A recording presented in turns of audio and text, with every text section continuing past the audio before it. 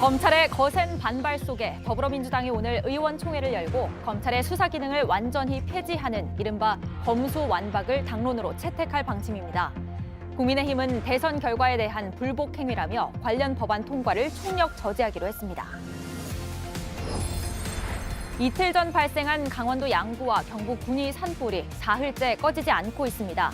양구 산불은 지금까지 축구장 1,000개 면적이 넘는 산림을 태운 것으로 파악됐습니다. 산림당국은 날이 밝으면서 헬기 30대를 동원해 총력 진화에 나섰습니다. 조 바이든 미국 대통령이 다음 달 말 쿼드 참석차 일본에 방문할 계획을 밝혔습니다. 이에 따라 5월 10일 취임 예정인 윤석열 대통령 당선인과 한국에서 정상회담을 개최할 가능성도 다시 커졌습니다. 오늘 늦은 오후 경기 북부와 강원 북부를 시작으로 중부지방에 비가 내리겠습니다. 비구름이 하늘을 가리면서 중부지방의 기온은 어제보다 낮겠지만 비가 오지 않는 남부는 대구의 기온이 30도까지 오르는 등 오늘도 초여름 날씨를 보이겠습니다.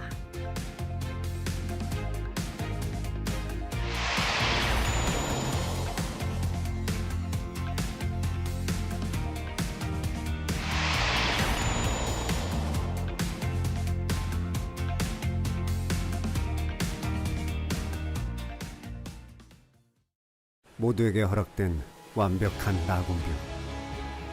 모두가 바라던 바다. 모두가 꿈꾸던 도심 속 라군 라이프의 시작. 힐스테이트와 만나는 또 하나의 전망. 힐스테이트 라군인 테라스 2차. 건강한 잇몸으로 씹고 뜯고 맛보고 즐기고 이게 바로 행복입니다. 이가탄으로 맛있게. 이가탄으로 튼튼하게 4가지 복합 성분 이가탄. 시작하세요. 아시죠?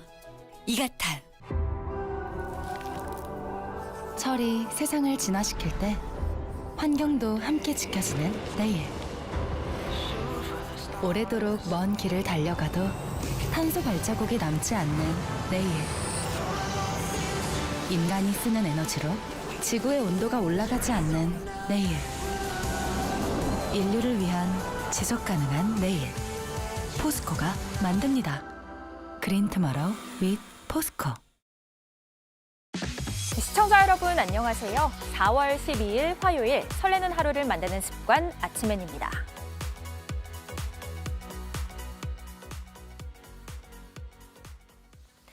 더불어민주당이 추진하는 검찰 수사권 폐지 법안과 관련해 검찰의 반발이 커지고 있는데요. 민주당은 오늘 의원총회를 열고 검찰의 수사 권한을 모두 없애는 이른바 검수완박을 당론으로 채택할 계획입니다. 국민의힘은 대선 결과에 불복하는 행위라며 총력 저지를 예고했습니다. 첫 소식 유미애 기자입니다.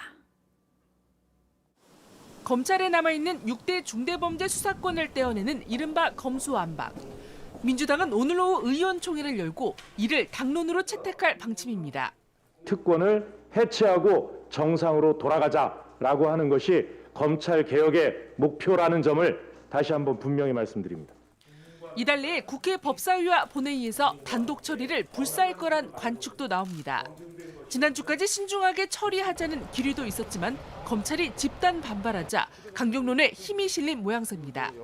한 의원은 JTBC 취재진에 이런 집단 반발 움직임이 검찰개혁에 기름을 부은 격이라고 말했습니다. 앞서 어제 민주당 지도부는 집단 행동에 나선 검찰 수뇌부에 격앙된 반응을 보이기도 했습니다. 고영진 수석 대변인은 조직의 수장이라는 사람이 오히려 집단 행동을 부채질하고 있으니 개탄스럽다면서 김호수 검찰총장을 겨냥했습니다. 국민의힘은 대선 불복 행위라며 총력 저지를 예고했습니다. 결국 대선 패배에 대한 대선 결과에 대한 불복이 거기에 또 담겨 있다. 법사위 소속 국민의힘 의원들은 성명을 통해 검수완박은 이재명 비리 방탄법이라면서 필리버스터 등 물리적 저지 방안도 검토하고 있습니다. 여야 원내대표가 오늘 오전 회동을 하지만 입장차만 드러낼 가능성이 높습니다. 민주당은 문재인 정부 임기 내인 4월 임시국회에서 통과시킨다는 입장이어서 전국이 급속도로 얼어붙을 것으로 보입니다. 오늘 민주당 의원총회 결과에 따라 김호수 검찰총장이 물러날 가능성도 나옵니다. JTBC 유미입니다. 오늘 열리는 민주당 의원총회를 하루 앞두고 어제 검찰의 반발은 더욱 거셌습니다. 정권이 바뀐 뒤에도 임기를 완수하겠다던 김오수 검찰총장은 총장직을 걸겠다는 뜻까지 밝혔습니다. 검찰은 수사권이 없어지면 그 피해가 국민에게 간다고 주장하고 있습니다. 김지성 기자입니다. 서울과 부산, 대구 등 전국지검장 18명이 한자리에 모였습니다. 민주당이 추진하는 검찰 수사권 폐지 법안에 대한 대응책을 논의하기 위해서입니다. 7시간가량 마라톤 회의를 마치고 지검장들은 검찰 수사권 폐지 반대 입장을 분명히 밝혔습니다. 이미 지난해 검경 수사권 조정으로 혼란스러운 상황인데 아예 검찰 수사권을 없애면 국민들이 더 큰 피해를 입을 수 있다는 겁니다. 2021년 1월 형사사법제도 개편 이후 범죄를 발견하고도 제대로 처벌할 수 없고 진실규명의 곤란과 사건 처리의 지연으로 국민들께서 혼란과 불편을 겪는 등 국회에서 제도 개선을 위한 특별위원회를 구성해 검찰 수사권에 대해 충분히 논의해달라고 말했습니다. 김오수 검찰총장은 회의를 시작하며 자신의 거취까지 언급했습니다. 만약 검찰 수사 기능이 폐지된다면 검찰총장인 저로서는 더 이상 직무를 수행할 아무런 의미가 없습니다. 저는 직에 연연하지 않겠습니다. 어떠한 책임도 마다하지 않을 것입니다. 총장직까지 내걸며 검찰 수사권 폐지에 반대 입장을 분명히 한 겁니다. 대검찰청은 이례적으로 총장 발언을 언론에 공개하고 촬영까지 허가했습니다. 민주당 의원총회를 앞두고 본격적인 여론전에 나선 걸로 보입니다. 앞서 대구지검을 비롯한 일선 검사들이 수사권 폐지 반대 입장을 밝혔고 서울중앙지검 차장들도 반대 의견을 모았습니다. 이들 가운데 박철우 2차장과 김태훈 4차장은 각각 대변인과 검찰 과장으로 박범계 법무부 장관을 보좌하던 검사들입니다. 검찰의 조직적인 반발 움직임에 대해 박 장관은 공정성 있는 수사에 대해서는 왜 일사불란하게 목소리를 내고 대응하지 않는지 의문이 든다고 비판했습니다. JTBC 김지성입니다. 한편 법원도 술렁이고 있습니다. 판사들을 대표하는 기구인 전국법관대표회의가 열렸는데 김명수 대법원장이 인사 기준을 어기고 이른바 코드 인사를 했다는 불만이 쏟아졌습니다. 공개적으로 이런 불만이 터져나온 건 김 대법원장 취임 이후 처음 있는 일입니다. 정종문 기자가 보도합니다. 판사들이 문제 삼은 건 김명수 대법원장이 측근에게 유리한 인사를 했다는 겁니다. 대표적인 예로 민중기 전 서울중앙지방법원장을 들었습니다. 김 대법원장의 측근으로 꼽히는 민중기 전 법원장은 보통 2년씩 맡는 법원장을 1년 더 했습니다. 김문석 전 사법연수원장과 박종택 전 수원가정법원장도 문제 사례로 지적됐습니다. 두 사람은 2019년 초 임기를 시작했는데 3년이 지난 올해 2월에 임기를 마쳤습니다. 대법원 측은 회의에서 법원장의 임기를 3년으로 한 사례도 있었다는 설명을 내놨습니다. 가까운 사이라서가 아니라 기존에도 있었던 일이라는 겁니다. 대표회의 측은 또 다른 인사 문제 사례도 들었습니다. 지방에서 지원장을 마친 부장판사는 서울로 배치되더라도 중앙지법이 아닌 다른 법원으로 가는 것이 관례인데 이 관례도 깨졌다며 대법원에 해명을 요구했습니다. 대법원 측은 서울과 지방을 오가는 인사 원칙을 깬 것은 아니고 해당 연도 인력 상황과 판사들의 인사 희망을 고려했다고 밝혔습니다. 현장에선 구체적으로 설명해달라는 추가 질문도 나왔는데 각 개별 판사에 대해 구체적인 사유는 설명할 수 없다는 답이 돌아왔습니다. 한 참석자는 완전히 납득하는 분위기는 아니었다고 전했습니다. 법원 내부에선 김명수 대법원장 체제가 5년 지속되는 동안 누적된 인사불만이 터져나온 것이라는 지적도 나옵니다. JTBC 정종문입니다. 산불 소식 알아보겠습니다.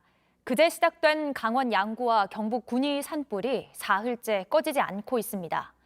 특히 양구 산불은 지금까지 축구장 1000개가 넘는 면적의 산림을 태웠는데요. 산림당국은 날이 밝자 헬기 30대를 동원해 총력 진화에 나섰습니다. 유한울 기자입니다. 깜깜한 밤 특수진화대원이 불길 사이를 분주히 오갑니다. 이들을 포함해 780여 명이 간밤에도 강원도 양구군 산불을 진화하는 데 투입됐습니다.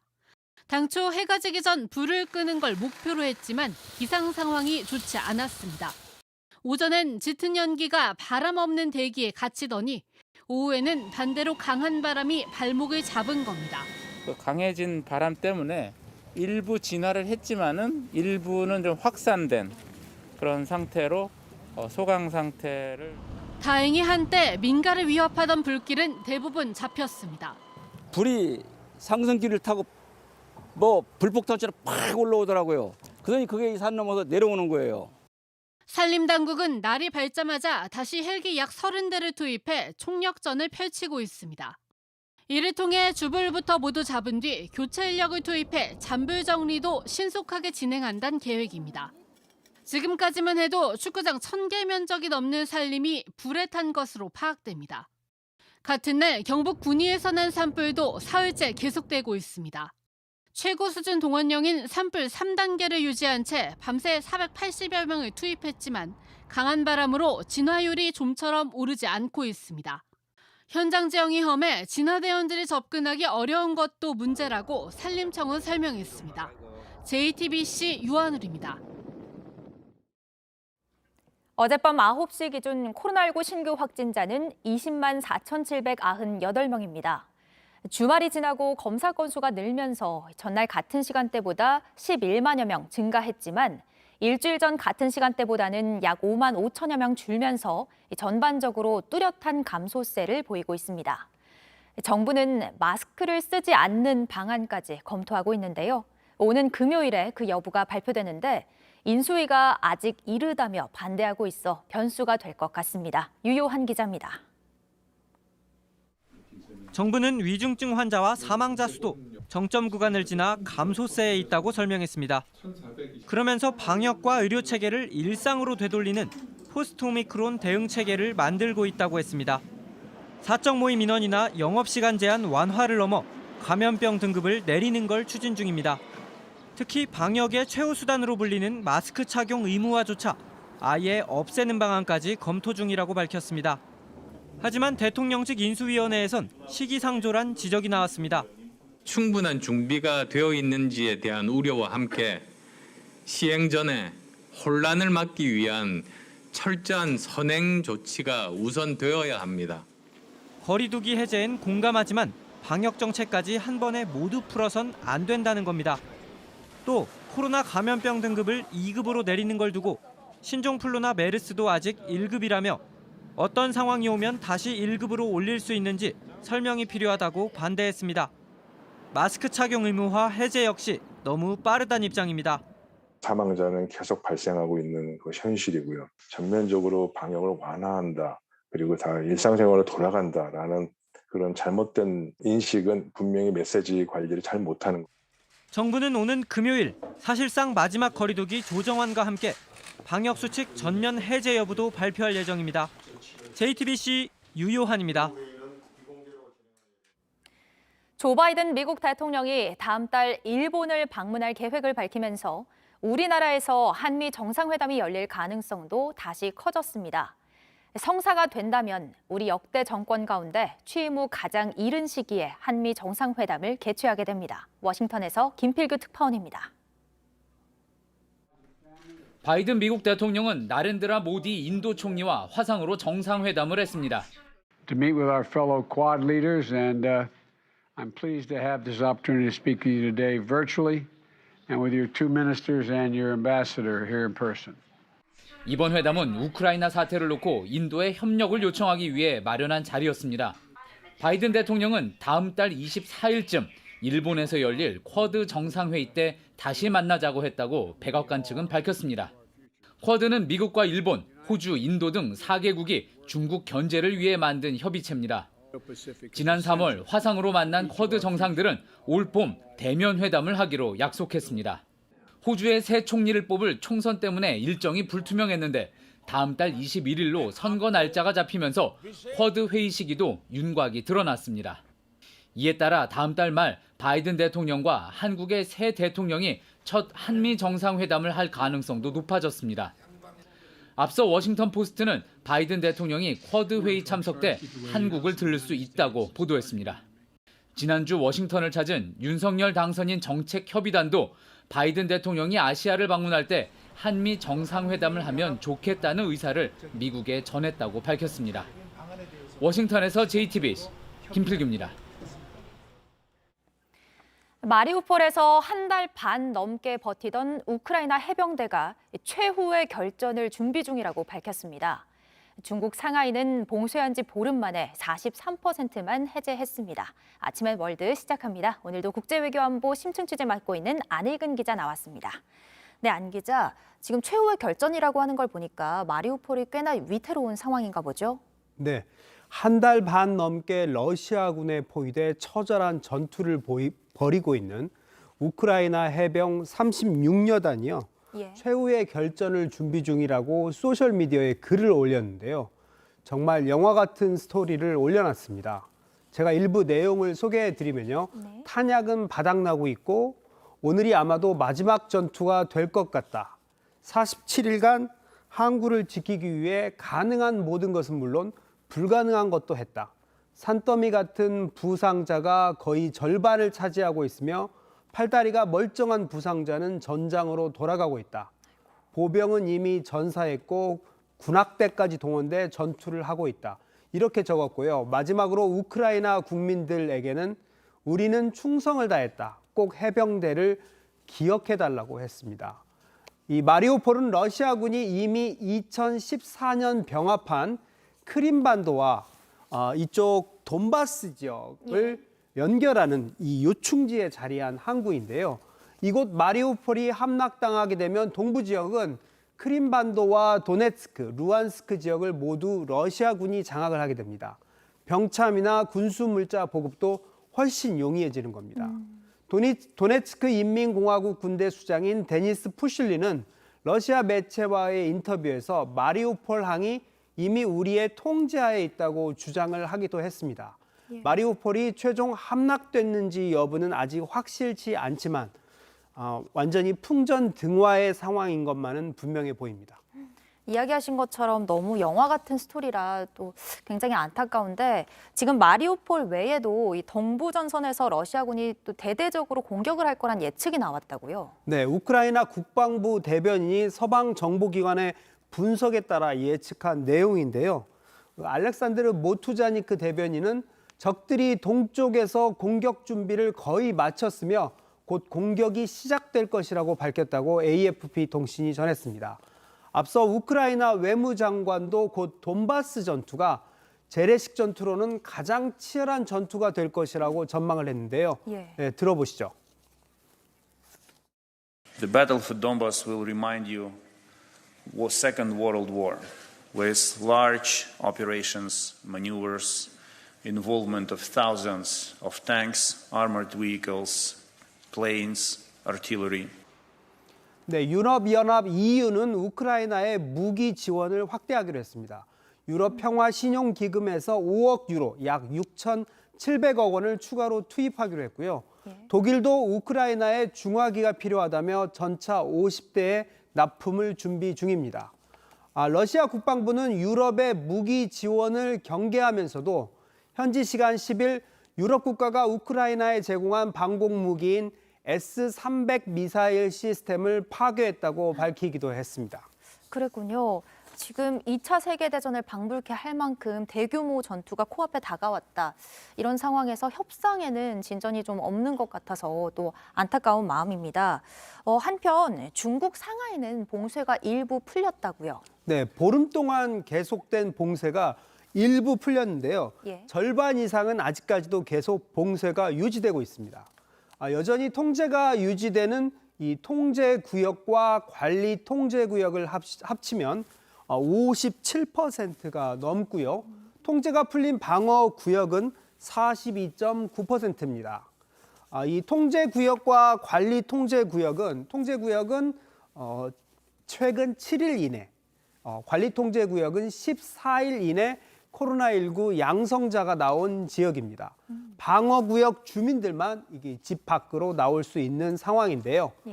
상하이 국가회의 전람센터 임시병원을 책임지고 있는 관계자의 말 들어보겠습니다. 从目前的这一段1个多月来的经历和目前2家方舱医院的管理的10多天的经验来看， 그래도 좀 공격적인 제로 코로나 해법을 계속해서 고수해야 되겠다 이런 입장이네요. 네, 마지막으로 대만 해역에서 실종됐던 우리 선원의 시신 한 구가 추가로 발견됐지요. 네, 지난 7일 한국인 선원 6명이 탑승한 교토 1호죠. 네, 지난 7일 대만 해역에서 조난 사고를 당했는데요. 현지 시간 어제 오후 4시쯤에 인근 해안에서 시신 한 구가 추가로 발견이 됐고 우리 선원의 시신으로 확인이 됐습니다. 남은 실종자 2명에 대한 수색 작업도 계속한다는 방침입니다. 예, 남은 실종자들도 빨리 찾을 수 있었으면 좋겠습니다. 네, 여기까지 듣겠습니다. 잘 들었습니다.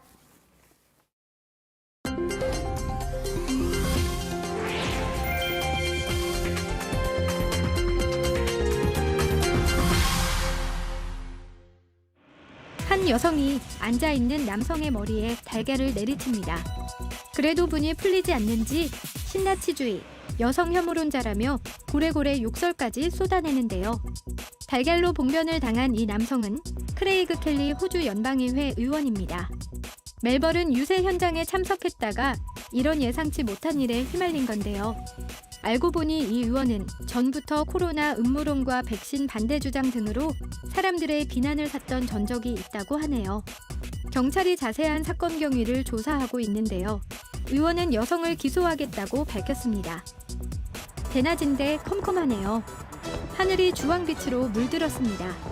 한 치 앞이 제대로 보이지 않을 정도인데 운전까지 하다니 대단하죠? 이라크에 모래 폭풍이 덮친 건데요. 해마다 이맘때면 사우디아라비아 사막 지대의 모래가 강풍을 타고 날아든다고 하네요. 영화에서 본 지구 종말의 날이 떠오르는데요. 모래 폭풍은 원래 자연적으로 발생하지만 기후변화로 인한 건조화 때문에 한층 잦아지고 있습니다. 수천 개의 불꽃이 밤하늘을 화려하게 수놓습니다. 마치 형형색색의 반딧불이 일사불란하게 움직이며 군무를 펼치는 것 같죠? 일론 머스크 테슬라 최고 경영자가 미국 텍사스 공장 준공을 축하하면서 선보인 드론쇼입니다. 발명가 니콜라 테슬라의 얼굴부터 판매 야심작인 사이버 트럭 등 예술과 기술을 결합한 장관으로 현장에 모인 1,500여 명의 탄성을 자아냈는데요. 이 정도 수준이면 앞으로 드론이 대기오염을 유발하는 불꽃놀이를 모두 대신해도 되지 않을까 싶네요. 지금까지 AI가 픽한 세상, 제나가 전해드렸습니다.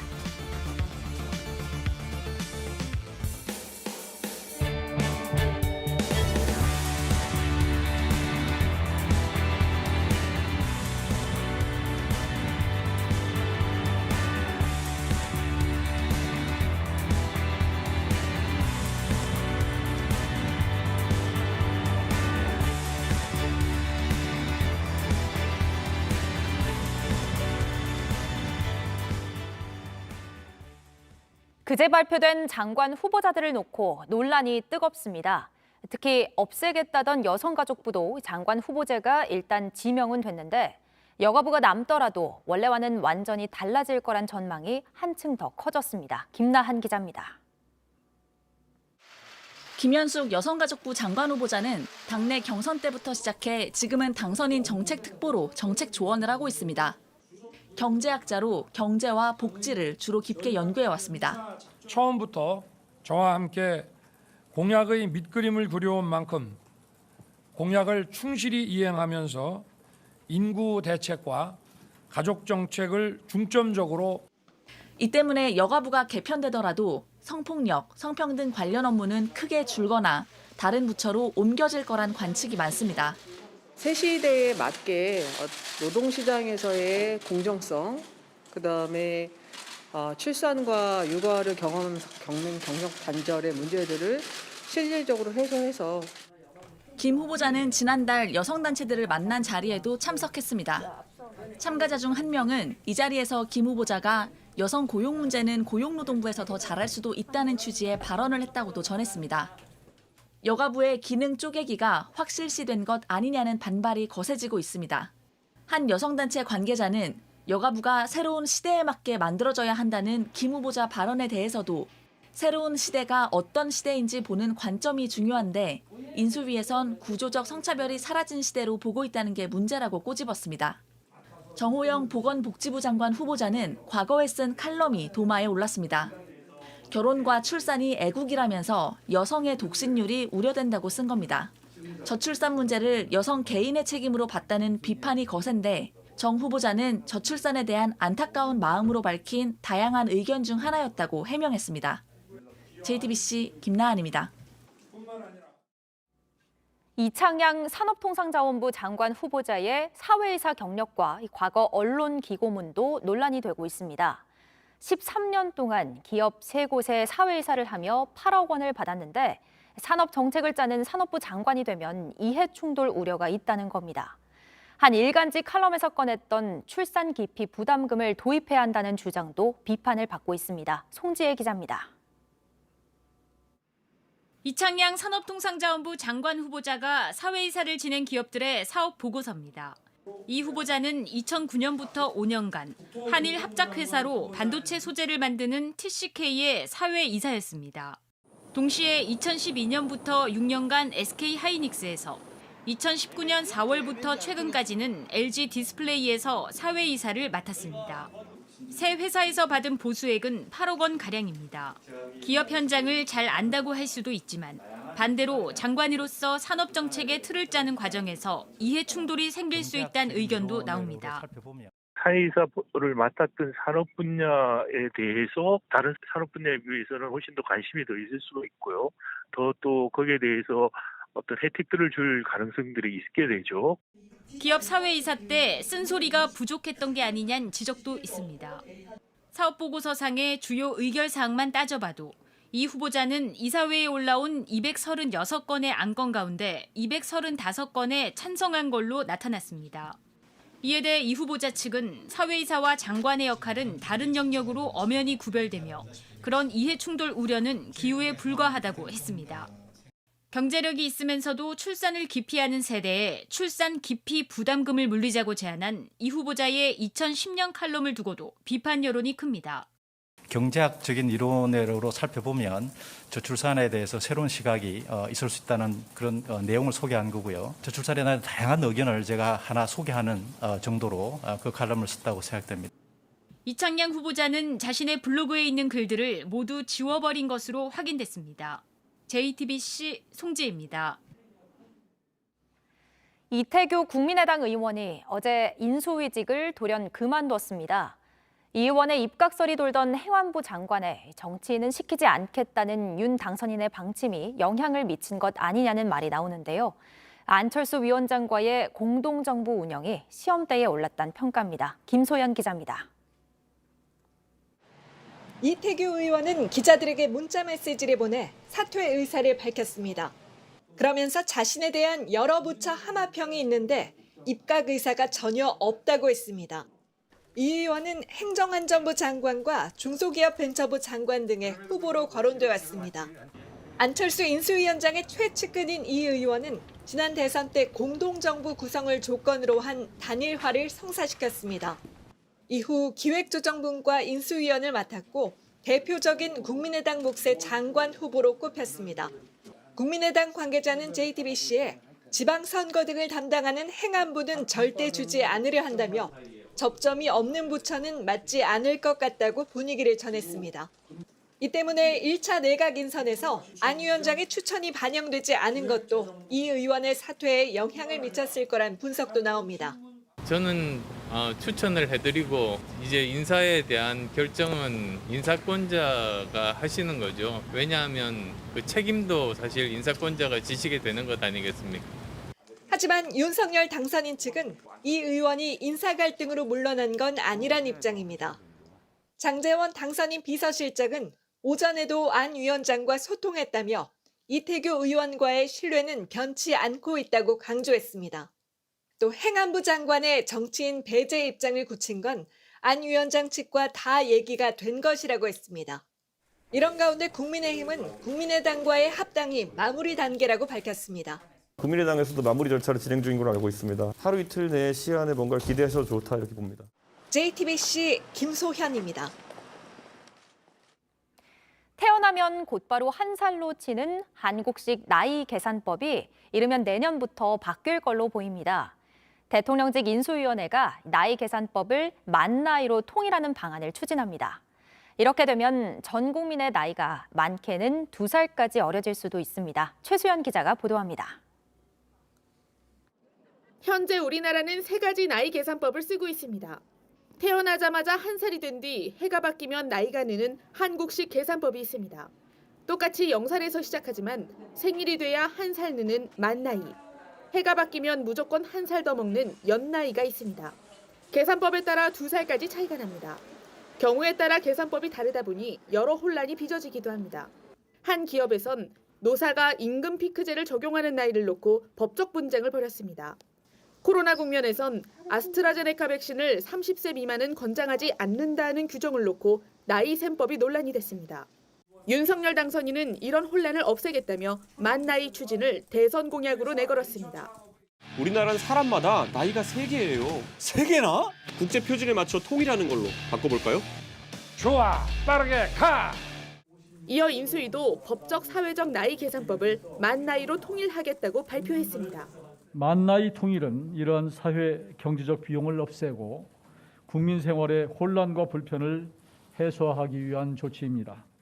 인수위는 공문서를 만나이로만 작성하도록 민법과 행정기본법을 개정할 방침입니다. 다만 연나이가 필요한 법들은 현행 유지하는 방향으로 논의를 이어갈 예정입니다. 1월 1일 기준으로 나이를 계산해 술과 담배를 살 수 있도록 한 청소년 보호법이나 군대에 가야 할 시기를 정하는 병역법 등은 혼란을 막기 위해 그대로 둘 수 있다는 겁니다. 법제처는 이르면 내년 초 만나이 계산법이 시행될 수 있도록 관련 법 개정안을 올해 안에 발의할 계획입니다. JTBC 최수연입니다. 화요일 아침엔 라이프입니다. 오늘은 미술계의 스토리텔러로 잘 알려진 정우철 도슨트와 함께 전시장 나들이 떠나보겠습니다. 안녕하세요. 네, 안녕하세요. 전시해설가 도슨트 정우철입니다. 네, 반갑습니다. 이렇게 아침에 시청자분들께 직접 전시를 소개해 주신다고 하니까 너무나 반갑고 환영하는 마음인데요. 첫 시간 어떤 전시 골라오셨나요? 제가 이번에 소개해드릴 전시는 권진규 탄생 100주년 기념전입니다. 이 권진규라는 작가는 이중섭 그리고 박수근을 포함해서 한국의 근대 미술을 대표하는 인물인데요. 예. 그리고 한국의 조각에서 이 현대화를 개척한 인물로도 평가받고 있어요. 일제 시대였던 1922년에 태어나서 1973년 51세에 좀 안타깝게도 이 스스로 생을 마감한 작가이기도 해요. 네. 그래서 이번 전시는 단순히 작품만 살짝 갖다 놓은 게 아니라 국립현대미술관 소장품을 포함해서 그리고 이건희 컬렉션, 그리고 유가족에 기증된 작품들, 거기다가 최근에 또 굉장히 핫한 BTS의 RM 분이 네. 소장했던 작품까지 약 240여 점의 작품을 만날 수 있는 굉장히 드문 전시예요. 그러니까 한 작가가 평생에 걸쳐서 했던 작품들을 한 자리에서 볼 수 있다는 거죠. 그렇죠.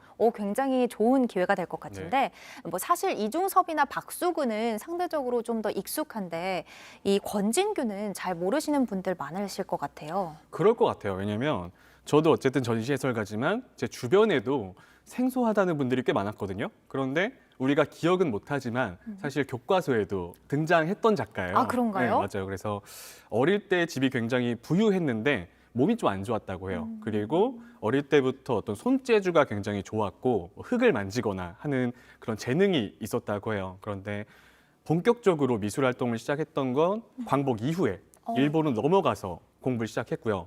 안타깝게도 이 생전에 대중적인 인기를 얻지 못했어요. 왜냐하면 그 당시 시기상 많은 예술가들이 또 생활고를 겪었거든요. 예. 근데 그 중에서도 회화보다 이분이 조각가란 말이에요. 네. 조각가들이 더 힘들었어요. 그래서 안타깝게도 이렇게 생활고에 시달리다가 우울증도 있었고 예. 자신을 알아주지 않는 그 세상에 좀 비관해서 스스로 목숨을 끊은 작가죠.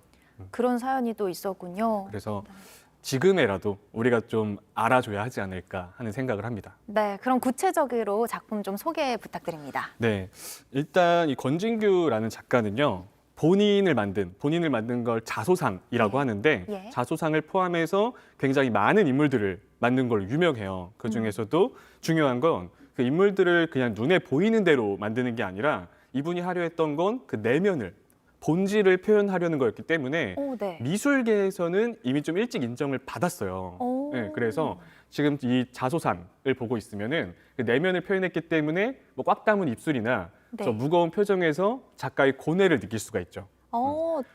그리고 지금 나오는 게 이제 여인상인데 예. 여러분이 주목해야 될 작품은 이 교과서에 실렸던 이 지원의 얼굴이라는 작품과 그리고 이 자신의 첫사랑이자 지금 나오죠. 첫사랑이자 아내였던 일본인 도모의 조각상을 예. 좀 눈여겨보시면 좋을 것 같아요.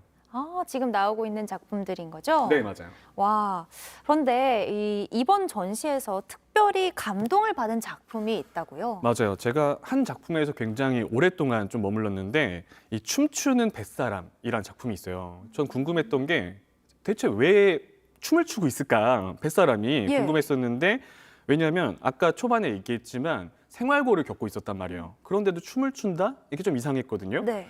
이 작가 성격이 아무리 힘들어도 자신의 그 예술성을 믿었고 선택을 후회하지 않았다고 해요. 그래서 저 뱃사공은 어쩌면 본인일 수 있고 저 뱃사공 주변이 어두워요. 예. 저거는 힘들었던 본인의 배경일 수 있고 잘 보면은 뱃사공인데 노가 없어요. 네. 저거는 자신에게 어떤 특별한 생활을 이어갈 수 있는 장치가 없다는 거. 그리고 또 하나 제일 중요한 건 춤이라는 건 예. 예술이잖아요. 네. 그래서 본인의 예술성을 저렇게 표현한 게 아닐까라고 생각을 해요. 그래서 사실 어떻게 보면 굉장히 좀 무거운 작품일 수도 있죠. 아까 말씀하신 것처럼 뭔가 자기 작가 스스로의 내면의 본질 같은 걸 또 많이 투영한 작품이라고도 볼 수 있겠네요. 맞아요. 다음 작품은 또 어떤 작품일까요? 네, 다음은 되게 좀 독특한 작품인데 네. 십자가에 매달린 그리스도라는 작품이에요. 처음에 저도 이 전시를 직접 갔다 왔는데 시선을 확 사로잡거든요. 예. 아마 이 전시에 가시는 분들도 딱 멈칫할 거예요. 처음에 이 화면을 보면은 가시관 대신에 좀 독특한 프로펠러 같은 걸 머리에 달고 있어요. 그렇네요. 그리고 팔이 굉장히 길어요. 네. 보니까 이 신체에 비해서 약간 1.2배 팔이 길다고 해요. 지금 저 프로펠러도 나오고 있죠? 예. 팔을 보면 굉장히 긴데 저게 실제로 보면은 팔이 아니라 좀 있으면 비상할 것 같은 어떤 독수리의 날개처럼 보이기도 한다는 거예요. 네. 그런데 안타깝게도 딱 봤을 때 막 아름답진 않잖아요. 네. 그래서 흉하다는 이유로 그 원래 의뢰했던 목사님에게 거절당했던 작품이에요. 그래서 작가가 끝까지 가지고 있었고 생애 마지막 순간에도 작가 앞에 있었던 작품입니다. 그래도 이 작품 또한 작가의 사상이 좀 들어가 있는 작품이네요. 네, 마지막으로 이번 전시 특별히 꼭 보시라고 추천하고 싶은 분들 계시다고요? 물론 많은 분들이 다 보면 좋지만 예. 그래도 제가 생각했던 건 이 사회생활 하다 보면 또 인생을 살다 보면 머리가 굉장히 복잡하고 시끄러울 때가 있잖아요. 네. 그런 분들이 좀 마음의 안정을 찾고 싶을 때 이 권진규 작품을 보면은 좀 차분해지고 따뜻해지는 느낌이 좀 있을 거예요. 뭔가 가라앉는 느낌, 위로를 받을 수 있을 겁니다. 저도 꼭 가보고 싶습니다. 네, 지금까지 정호철 도슨트였습니다. 고맙습니다. 네, 감사합니다.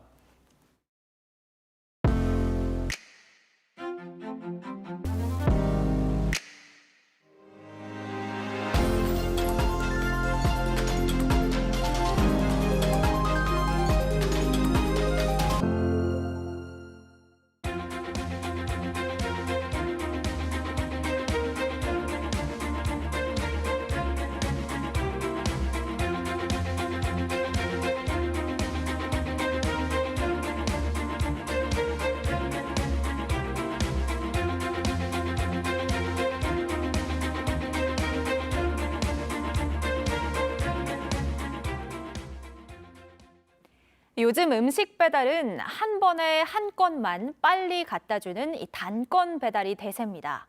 그런데 최근 배달 앱들이 이 단건 배달비를 올리자 자영업자들이 보이콧까지 언급하며 반발하고 있습니다.